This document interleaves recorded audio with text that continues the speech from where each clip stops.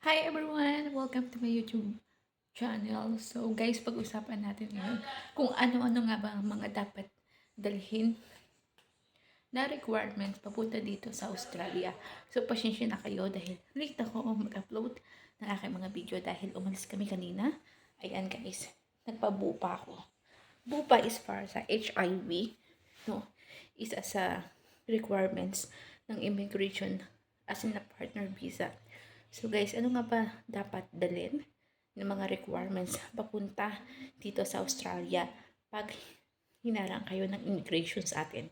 So kailangan guys, pag nasa immigration na kayo natin, kasi napakahigpit ng immigration ng Pilipinas guys. Alam niyo ba na kamuntikan na akong hindi makalabas ng Pilipinas dahil kasi sobrang higpit ng mga tanong nila sa akin. Kailangan talaga genuine or malakas yung patutuo mo na may relasyon or mga picture nyo together ng husband mo o wife mo or boyfriend mo o karelasyon mo.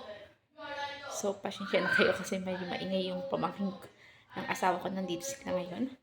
So, yun nga, pag-usapan natin guys kung ano mga dapat dalhin papunta dito sa Australia. Ano ba mga requirements?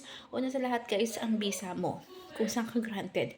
Kunyari, visa, tourist visa granted. So, ipapakita mo sa immigration tapos meron silang mga katanungan na magugulat ka na lang na kailangan patunayan mo na genuine ang inyong relasyon.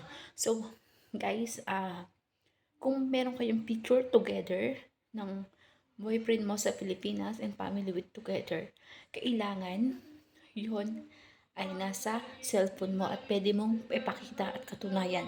So, kailangan alam mo din kung kailan naging citizenship ang boyfriend mo sa Australia. Kasi, isang patunay din yan. Dapat meron kang ID niya. Dapat meron kang citizenship niyang kopya kasi hinahanap yan sa immigration. Yun ang kamunti ka na hindi ako makalabas. So, ayan guys, isa yan sa requirements sa bupa yan, HIV. Nagpabupa ako kasi requirements namin yan sa partner visa. So, yun lang yung mga dapat yung dalhin. At sana nakatulong tong video na to, no? And then, kailangan kalma lang kayo pag sasagot kayo sa immigration kasi alam niyo ba guys, kwento ko lang, i-share ko na rin sa inyo yung mga katanungan sa akin sa immigration sa Pilipinas kasi sa Australia wala naman masyadong katanungan eh. Sa Hong Kong kasi nag-ano ako sa Hong Kong, staff over ako. Wala din naman masyadong katanungan. Kundi sa Pilipinas lang ang napakahigpit talaga guys.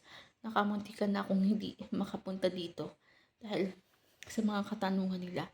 Ang tanong nila kung gaano katotoo ang relasyon nyo at naghahanap sila ng mga picture, no? Mga picture nyo together with family na nagbakasyon ng boyfriend o asawa o jowa mo doon sa Pilipinas. Kailangan may date yun guys, may araw yun at huwag nyo buburahin kasi sa cellphone nyo yun para pag naipakita nyo sa kanila yan yung patotoo, no?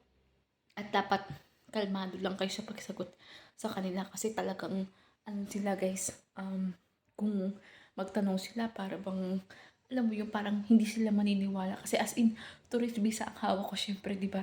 Hindi naman masyadong maniniwala sila na hindi na tayo babalik. Charot. Oy, joke lang yun. No. So, ayun guys. So, apply muna kayong tourist visa. Then, dito na kayo dito na kayo mag-apply ng mga susunod na visa na gusto nyo. Dahil kasi dito mas madali at saka mas mura at mapapamura kayo. Kasi kung sa Pilipinas pa kayo, baka kayo mapamura. Di ba? Sa mahal, charot. So, ayun guys. Yun lang guys, dapat yung mga tandaan na dadalhin nyo dito. Paulit-ulit na, yun nga yung requirements na yun. At yung mga katanungan, kailangan kalmado kayo. Huwag kayong magpapahalata na kayo takot o kabado kasi pag nagtanong sila guys, lalo immigration ng Pilipinas, naku po. So, ayan guys, hopefully sana nakatulong tong video ko. Ito yung mga dapat daling talaga pagpunta dito.